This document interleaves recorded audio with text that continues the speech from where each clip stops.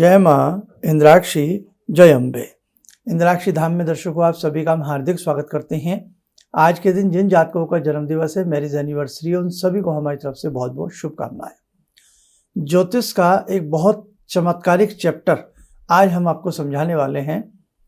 खोई वस्तु मिलेगी या नहीं, और मिलेगी तो किस दिशा में मिलेगी। ये बहुत लोगों के साथ ऐसा हो जाता है।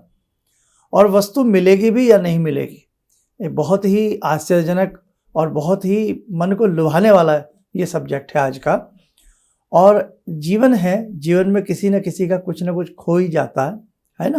तो उसके लिए हम क्या करते हैं, अक्सर हम देवज्ञों के पास जाते हैं, किसी बच्चे ज्योतिषी के पास जाते हैं, कुछ पूछने के लिए जाते हैं कि हमारी ये चीज़ गुम हो गई है, तो क्या मिलेगी या नहीं मिलेगी। हमारा पशु खो गया है, हमारा बटुआ खो गया है, हमारे पैसे खो गए हैं, हमारा गोल्ड खो गया है, हमारा कोई सामान कहीं चला गया है, खो गया है। तो बड़ा ही कहीं ना कहीं मन को भाने वाला ये सब्जेक्ट है। उसके लिए आप सहारा लेते हो, जगह जगह जाते हो, और कई बार बात बनती भी नहीं है ना। तो आज हम आपको एक इतना गुप्त रहस्य बता रहे हैं जिसे आप अपनी कॉपी में, डायरी में लिख लेना, आपके बहुत काम आएगा। आइए पहले आज का हम पंचांग देखें, फिर आगे की चर्चा करते हैं। 20 मई सन 2023, दिन शनिवार, संवत 2080, ज्येष्ठ मास, शुक्ल पक्ष, तिथि आज प्रतिपदा है, नक्षत्र कृतिका है, राहु काल 9 से 10:30, दिशा सूल पूर्व दिशा। जो हम ये पंचांग पढ़ते हैं, इससे आपको ये भी आइडिया लग जाएगा कि ये वीडियो हमारी कितनी पुरानी है ना। कई बार यही वीडियो 5 साल बाद आप देख रहे होते हैं, तो आपको पता लग जाएगा, अंदाजा लग जाएगा कि कितने वर्ष पूर्व हमने ये सारी बातें बताई हैं। हाँ, फेसबुक पर जब हम ये अपना कार्यक्रम डालते हैं, अपलोड करते हैं, तो वहाँ कई बार पंचांग नहीं लगा पाते हैं। अब देखिएगा कितने हमारे नक्षत्र होते हैं। हमारे 27 नक्षत्र होते हैं। ये भारत की विद्या जो है, ये अपने आप में अद्भुत विद्या है, आश्चर्यजनक विद्या है। इस विद्या को सीखने के बाद ही आपको कुछ हाथ लग सकता है। लेकिन आज का चैप्टर बहुत सिंपल है, आपकी समझ में आएगा। आइए जानें। 27 नक्षत्र होते हैं और 28वां नक्षत्र होता है अभिजीत। अब तो घर के अंदर जो कैलेंडर आते हैं उनमें भी लिखा होता है आज कौन सा नक्षत्र है और ये नक्षत्र कितने बजे तक है, सारी चीज़ें लिखी होती हैं। नहीं तो इसके लिए 150 रुपये का एक पंचांग आता है, आप लोग बाजार से ले लें। जिन्हें इन विद्याओं का शौक है उनकी मैं बात बता रहा हूँ। और कई बार ऐसी मुसीबत हमारे ऊपर आन पड़े, भगवान ना करे, कोई महंगी चीज़ गुम हो जाए, कुछ हो जाए, तो उसके लिए फिर आप एक पंचांग खरीद लीजिए और नक्षत्र उसमें से पढ़ लीजिए। अब नक्षत्र से मतलब क्या निकलता है, हमारे 27 नक्षत्र होते हैं। उन 27 नक्षत्रों को कुछ विशेष संज्ञाओं में बांटा गया है। अभी समझ में आएंगी सारी बातें आपको, घबराइए मत। बांटा गया है। अब जैसे एक संज्ञा दी गई है मंदाक्ष नक्षत्र। अब मंदाक्ष नक्षत्र में कौन कौन से नक्षत्र आते हैं वो आप जान लेना। एक है सुलोचन नक्षत्र, तो सुलोचन नक्षत्र में कौन कौन से नक्षत्र आते हैं वो आप जान लेना। और एक है आपके अंधाक्ष नक्षत्र। अंधाक्ष नक्षत्र में कौन कौन से नक्षत्र आते हैं, और एक और रह गया। तो ये मैं आपको आज 2 बता रहा हूँ। 2 संज्ञक नक्षत्रों में कौन कौन से नक्षत्र आते हैं। जैसे मिसाल के तौर पर जो हमारा पहला नक्षत्र है वो मैं आपको बताऊंगा अभी। अंधाक्ष नक्षत्र में जितने भी नक्षत्र आते हैं, यदि इन नक्षत्रों में आपकी कोई वस्तु, कोई चीज़ खो गई है, गुम हो गई है, तो वो शीघ्र मिलने का चांस होता है। शीघ्र मिलने का चांस होता है और पूर्व दिशा में वो चीज़ करीब करीब मिल जाती है। आप और समझिए बारीकी से। जैसे आपकी कोई चीज़, अभी जो मैंने नक्षत्र बताया अंधाक्ष नक्षत्र में खो गई है।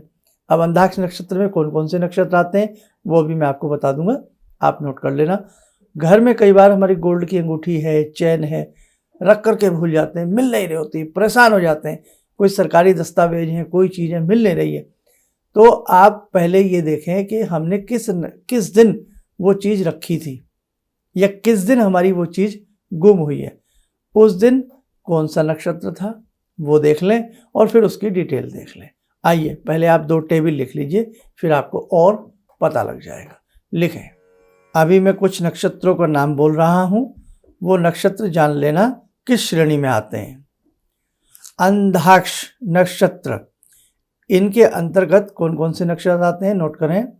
रोहिणी, पुष्य, उत्तरा फाल्गुनी, विशाखा, पूर्वाषाढ़ा, धनिष्ठा और रेवती। ये नक्षत्र अंधाक्ष नक्षत्र की संज्ञा में आते हैं, श्रेणी में आते हैं। इस नक्षत्र में खोई गई वस्तु शीघ्र मिल जाएगी और पूर्व दिशा में मिलेगी, नोट कर लेना। अब आ जाइए दूसरी टेबल लिखिए, सुलोचन नक्षत्र की तालिका। इस सुलोचन नक्षत्र संज्ञा में कौन कौन से नक्षत्र आते हैं लिखें। कृत्तिका, पुनर्वसु, पूर्वा फाल्गुनी, स्वाति, मूल, स्वर्ण, उत्तरा फाल्गुनी। इन नक्षत्रों में गुम हुई वस्तु नहीं मिलती। आया समझ में? है अद्भुत चैप्टर, छोटा सा है, बहुत लोगों को नहीं समझ में आ रहा होगा जिन्हें ज्योतिष के बारे में कतई भी नहीं मालूम है। कितने वेद होते हैं हमारे? 4 वेद होते हैं। वेदों का नेत्र, ज्योतिष को पंचम नेत्र माना गया है। वेदों का नेत्र पंचम वेद माना गया है ज्योतिष को। नेत्र इसलिए कि इसमें ऐसी आंखें हैं इस विद्या में, आपका भूतकाल, आपका वर्तमान काल, आपका भविष्य काल ज्योतिष विद्या की गर्त में छिपा हुआ है। बस अच्छा, जो भी ज्योतिष हो उन्हें अच्छा अनुभव होना चाहिए। तो आज आपने 27 नक्षत्रों में से मैंने अभी 2 टेबल आपको बनवाई हैं, अभी 2 और रह गई हैं। वो कोशिश करेंगे कल के या 1-2 दिन के प्रोग्राम में और बनवा देंगे, तो ये चैप्टर पूरा आपकी मुट्ठी में आ जाएगा। अब जैसे आपने देखा कि हमारी कोई वस्तु खो गई है, आपको याद आ रहा है कि मैं उस दिन शादी में गया था या मैं वहाँ पार्टी में गया था, तो दिन तो हमें याद ही होता है करीब करीब। आपके घर में पंचांग है या कैलेंडर है, तो उसमें आप नक्षत्र देखिए। तो आपने नक्षत्र देखा, आपको दिखा पुष्य नक्षत्र, कि जिस दिन मेरी ये चीज़ खोई है उस दिन पुष्य नक्षत्र था।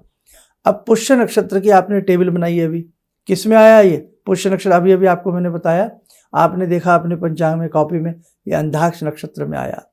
और अंधाक्ष नक्षत्र में क्या कहा उसने कि ये पूर्व दिशा की तरफ वस्तु आपकी मिल सकती है और मिलने का पूरा पूरा चांस है।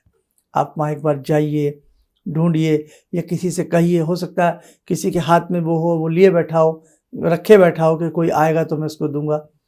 आपको लगता है मैं घर में ही उस दिन में था और मैंने अपनी रिंग, अंगूठी या कोई भी ऐसी चीज़ रखी है, उस दिन की बात है। तो आपने नक्षत्र देखा कौन सा है और श्रेणी देखी और आपको लगा वो वस्तु पूर्व दिशा में, तो घर की पूर्व दिशा में उस वस्तु को खोजिएगा। मतलब ये एक सहारा है। मैं बिल्कुल ये नहीं कह सकता कि बिल्कुल ही प्रमाणिक है ये चीज़, लेकिन देवज्ञों का, मनीषियों का, हमारे ऋषियों की बनाई हुई ये सारणी है। अब मैंने आज 2 चीज़ें आपको बताई हैं और एक और मैंने बताया सुलोचन। अब आपको लगे मेरा पर्स खो गया था, मैं उस दिन वहाँ गया था, तब आपने उसका नक्षत्र देखा और वो नक्षत्र आपको दिखाई दिया कृत्तिका, और कृत्तिका किस में आता है? सुलोचन में। तो सुलोचन में गुम हुई वस्तु नहीं मिलती, ना के बराबर उसका चांस हो जाता है। ये तो हुई ये वाली बात। लेकिन अपनी चीज को प्राप्त करने का प्रयास करते रहिए। ये नक्षत्र तालिका है। अभी मैंने आपको आधे नक्षत्र बताए हैं, 2 तालिका बनानी और रह गई हैं, मंदाक्ष और मंदाक्ष। ये दोनों की दोनों मैं आपको बता दूंगा, वो आप नोट कर लेना, उसमें आपको आगे की सारी चीज़ें और भी मालूम पड़ जाएंगी। लेकिन कई बार हमारा सत्कर्म बहुत अच्छा होता है। तालिका अपनी जगह है लेकिन हमारा सत्कर्म अपनी जगह है। अगर हमारा सत्कर्म अच्छा है, हमारे दिन अच्छे चल रहे हैं, हमारे ग्रह अच्छे चल रहे हैं, तो ये तालिका भी विफल हो जाएगी। कहते हैं ना, जाको राको साइया मार सके ना कोई। फिर वो वाली बात हो जाती है, लोग मौत के मुंह में से निकल आते हैं, सब नष्ट हो जाता है लेकिन व्यक्ति बच जाता है ना। देखा नहीं अभी पीछे कितना बड़ा भूकंप आया था विदेश में, और छोटे छोटे बच्चे भगवान की कृपा से कैसे पर वो सब ठीक रखे। तो कुछ नहीं कह सकते हम, लेकिन हाँ कई बार इस प्रकार की तालिकाएं जो हमारे होती हैं बनी हुई, वो हमारे काम बहुत आती हैं। बाकी हमारी ग्रह चाल होती है, किस्मत ख़राब होती है तभी कीमती चीज़ें हमारी खो जाती हैं। किस्मत अच्छी होती है तो वो वस्तुएं हमारी पुनः मिल भी जाती हैं। अब 2 तालिकाएं और रह गई आपको बताने के लिए, मध्याक्ष और मंदाक्ष। ये 2 और मैं आपको नोट करवा दूंगा, वो नोट और कर लेना। आइए साधकों, समय हो चला आज की ध्यान साधना का। आज की ध्यान साधना में जुड़ते हैं हम भगवान श्री कृष्ण से।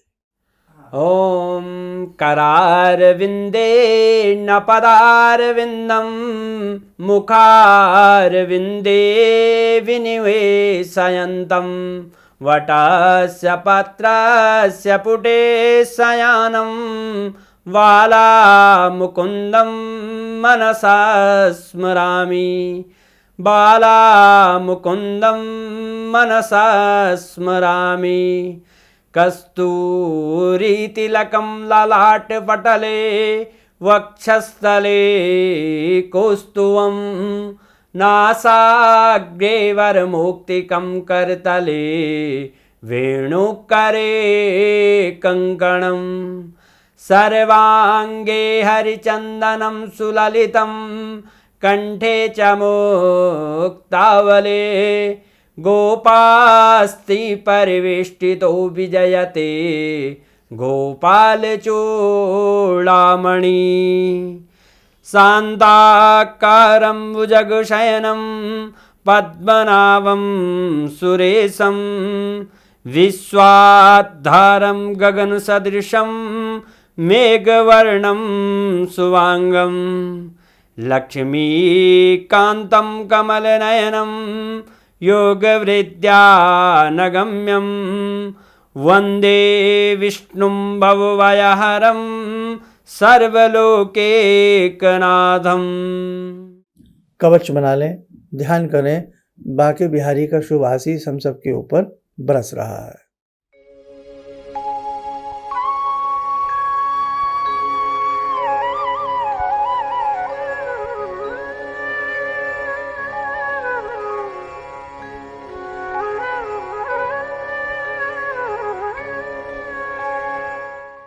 ओम बोलते हुए नेत्र खोलें, सामान्य हो जाए।